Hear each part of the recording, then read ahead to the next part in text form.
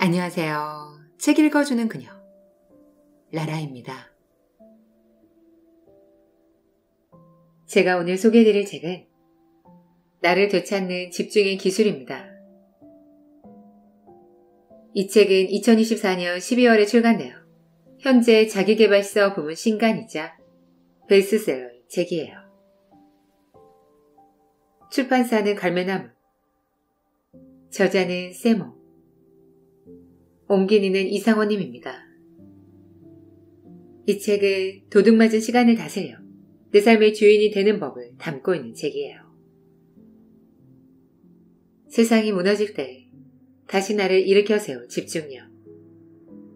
너 자신을 알라보다 더욱 중요한 것이 지금 이 순간을 알라이다. 베스트셀러 적을 만들지 않는 대화법 저자, 세계적 커뮤니케이션 코치 세몬이 전하는 집중의 정석을 알려주고 있습니다. 세계적 베스트셀러 적을 만들지 않는 대화법 작가인 저자는 일찍부터 집중이란 삶의 초점을 맞추는 것임을 환기하며 집중수행 워크숍을 운영해 왔습니다. 커뮤니케이션 전문 코치답게 자아와의 소통에 중점을 두고 참가자들과 피드백을 주고받는 과정이었고, 현실을 떠날 수 없는 수많은 현대인이 이곳을 거치며 자신을 되찾고 삶을 뒤바꾼 이야기와 방법론을 집대성한 책이 나를 되찾는 집중의 기술이라고 말하고 있습니다. 우리 삶은 누구에, 그리고 무엇에 타임을 쏟을 것인가에 달려있다. 저자가 던지는 질문을 요약하며 당신의 타임을 어떻게 쓸 것인가입니다. 시간으로 연상되는 이 키워드는 싸움, 생각, 인트러스, 관심, 모먼트, 순간, 이모션, 감정을 의미하고 있습니다. 생각과 싸우지 않고 관심을 단순화하고 순간에 몰두하고 감정을 알아차리는 선의 지혜를 바탕으로 일상 속 사고와 행동의 루틴을 점검할 수 있도록 본문을 구성하여 설명하고 있습니다. 저는 이 책을 보면서 불필요한 생각을 버리고 지금 여기의 삶에 충실하는 방법을 배울 수 있었어요.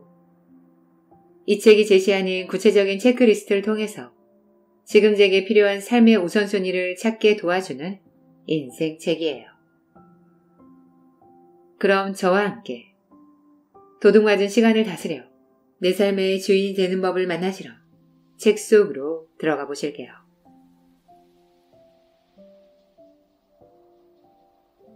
도둑맞은 시간을 다스려 내 삶의 주인이 되는 법. 우리 삶은 누구에, 그리고 무엇에 타임을 쏟을 것인가에 달려있다. 너 자신을 알라보다 더욱 중요한 것이 지금 이 순간을 알라이다. 춤을 출 때면 춤을 춘다. 잠을 잘 때면 잠을 잔다. 아름다운 정원을 홀로 걸을 때 내 생각이 멀리 달아나며 나는 다시 정원으로, 산책으로, 달콤한 고독으로 나 자신으로 생각을 끌어온다. 몽테뉴, 사상가. 1장. 지금 무엇에 시간을 쏟고 있는가? 당신이 종일토록 하는 생각, 그것이 바로 당신 삶이다. 랄프 왈도 에머슨, 작가. 집중이란 타임 관리다. 몇 시냐고 물을 때마다 다른 대답을 듣게 된다. 해니 영맨, 코미디언. 나도 영맨과 똑같은 입장이다. 집중하는 것이 무엇이냐고 물을 때마다 다른 대답을 듣게 되니 말이다.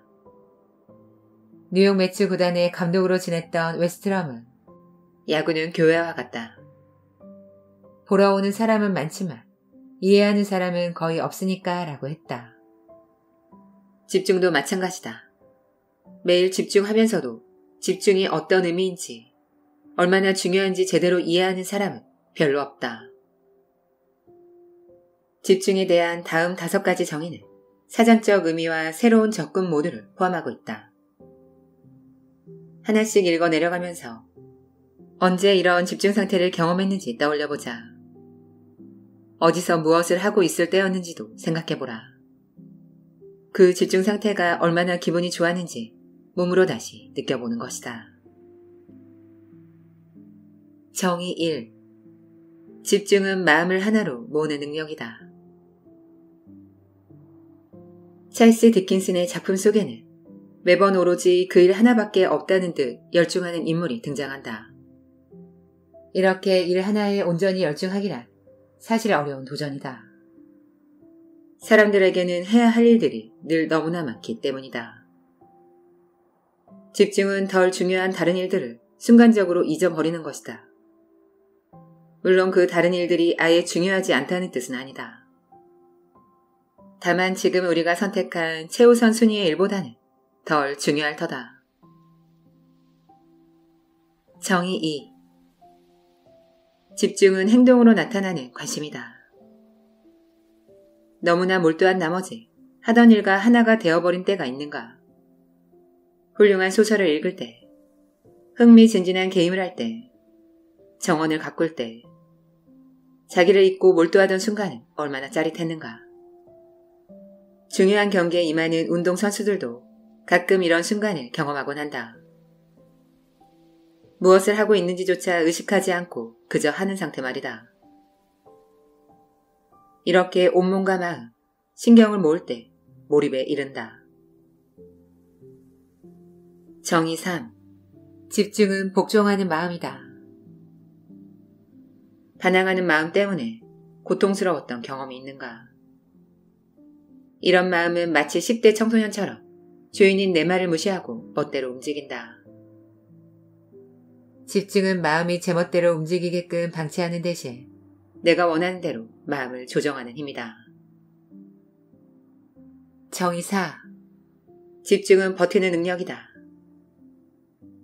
베스트셀러 작가 브라이스 코트니는 작가 지망생으로부터 위대한 작가가 되는 비결은 무엇인가요? 라는 질문을 받고 이렇게 대답했다. 의자에 궁둥이를 딱 붙이는 겁니다.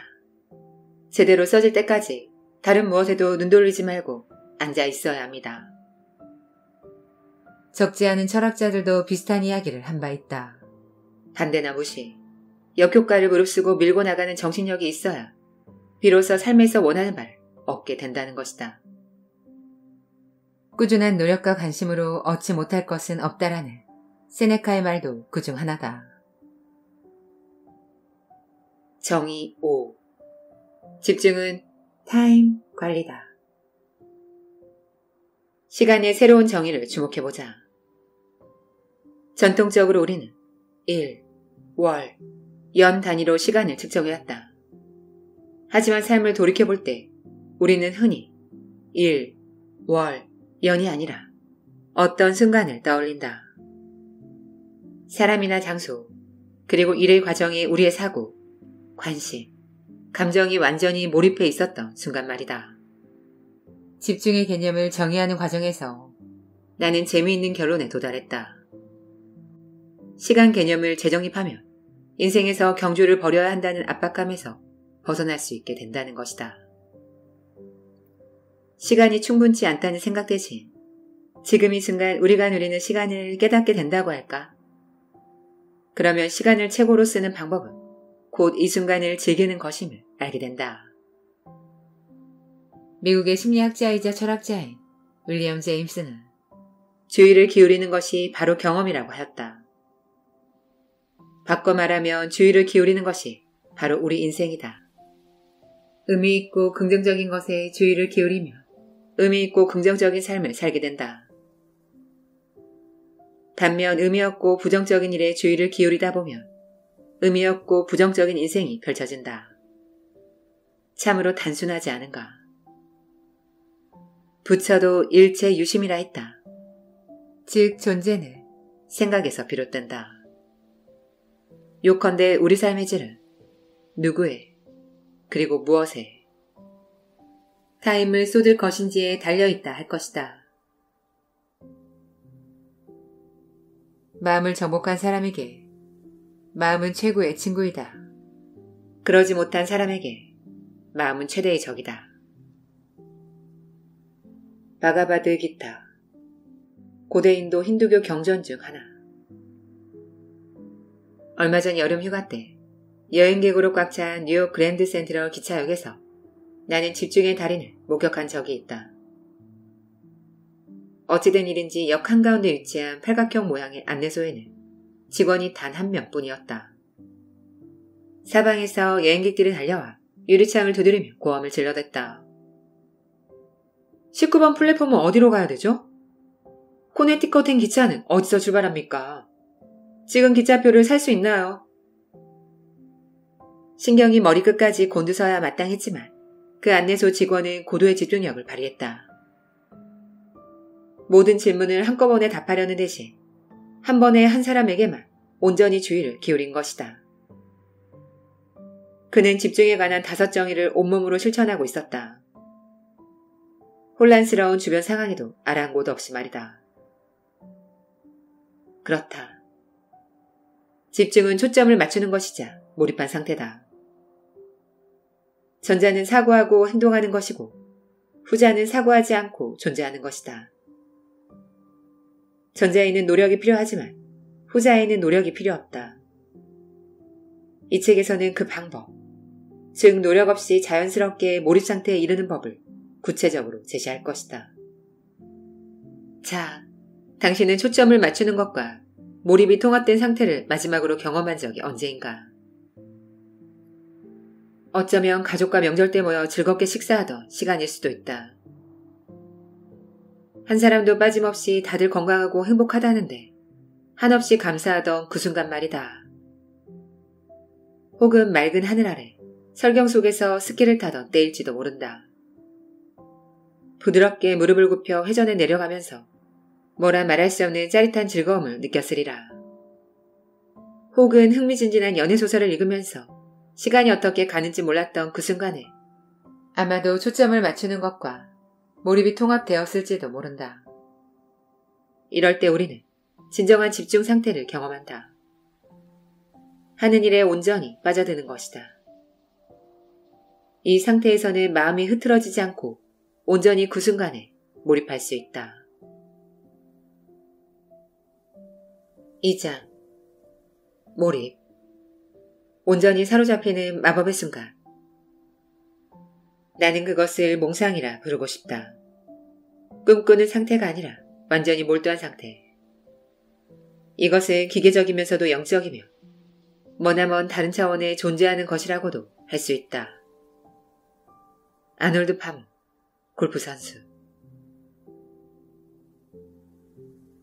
원하는 결과를 미리 그려보라.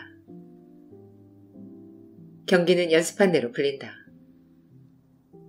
글렌 파버넌, 대학 미식축구 코치.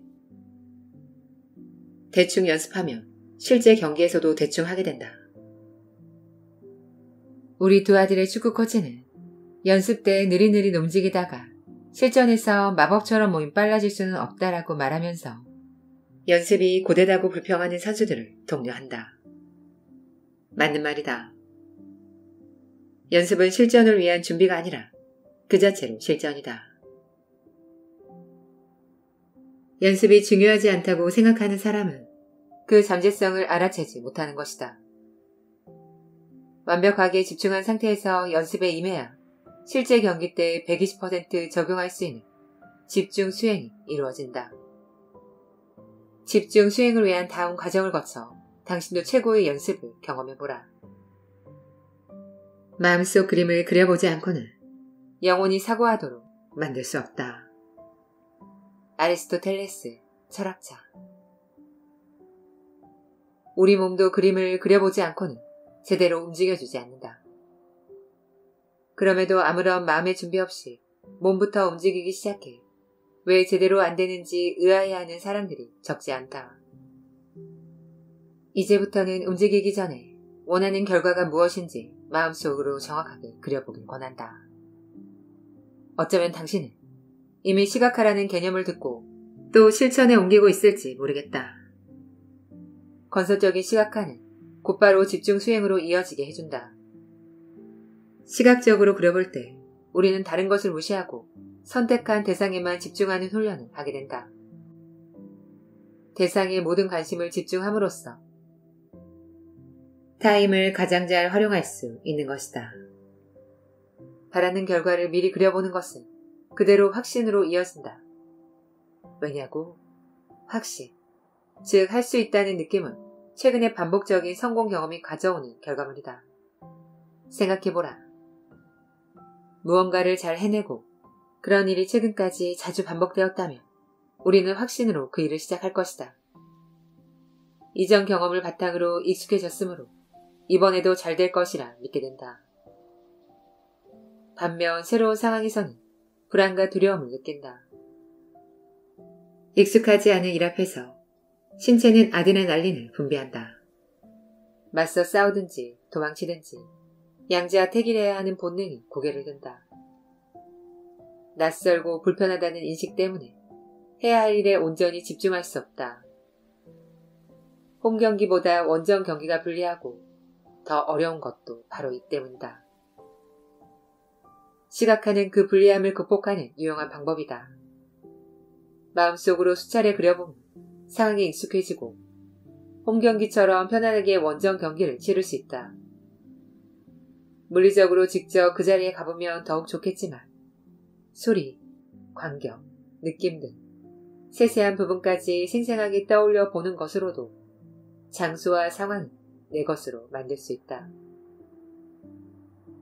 반고우는 나는 그림에 대해 꿈을 꾸고 그 꿈을 그린다 라고 하였다. 특히 예술가들에게 참고가 될 만한 이야기다. 먼저 머릿속으로 그림을 그리거나 공연을 해봐라. 그리고 그 마음속 모습을 현실화하라. 큰 경기를 앞두었을 때 내 생각은 지극히 단순하다. 나는 자신에게 이렇게 말할 뿐이다. 대기실에서 나와 편안하게 달리면 된다. 페이스에 맞춰 달리면 이길 것이다. 에너지를 집중하자. 칼 루이스, 육상 선수. 어떤가? 칼 루이스가 경기 시작부터 끝까지를 마음속으로 끊임없이 예행 연습하고 있는 것이 보이는가? 체계적인 마음속 예행 연습, 바라던 대로 상황이 풀릴 가능성을 높여준다. 단 한 번에 한 단계씩 해야 한다. 너무 앞서가지 말란 뜻이다. 토너먼트 초반부터 우승 가능성을 묻는 기자의 질문에 현명한 선수들은 당장 치를 경기에 관해서만 이야기한다. 16강도 끝나지 않았는데 결승전에 대해 생각하거나 말하는 것은 타임을 낭비하는 행동에 불과하기 때문이다. 살면서 뭐 하나 제대로 풀리지 않던 날이 있었을 것이다. 저녁 파티를 준비하는데 프라이팬이 떨어지고 재료가 엎어지면서 그 와중에 오븐 켜는 것도 깜빡 잊는 시기다. 장 본 것을 차 트렁크에 두고 오고 얼마 전 구매한 술잔에는 얼룩이 있다. 이때의 문제는 사전에 준비해둔 머릿속 청사진이 없다는 데 있다.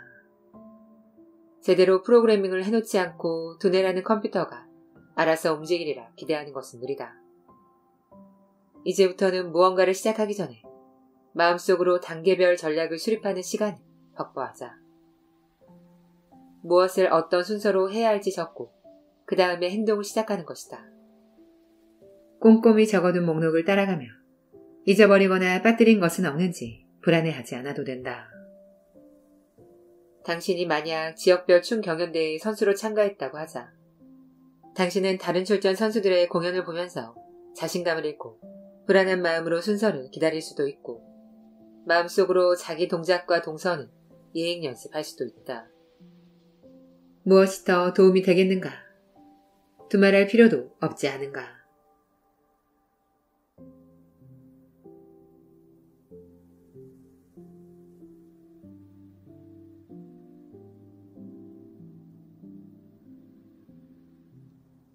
지금까지 책 읽어주는 그녀 나라였습니다.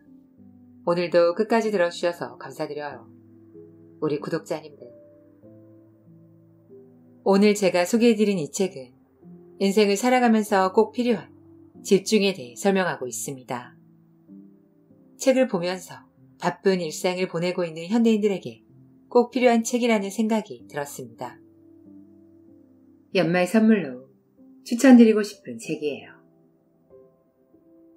저는 항상 여러분을 응원합니다. 아시죠? 사랑합니다.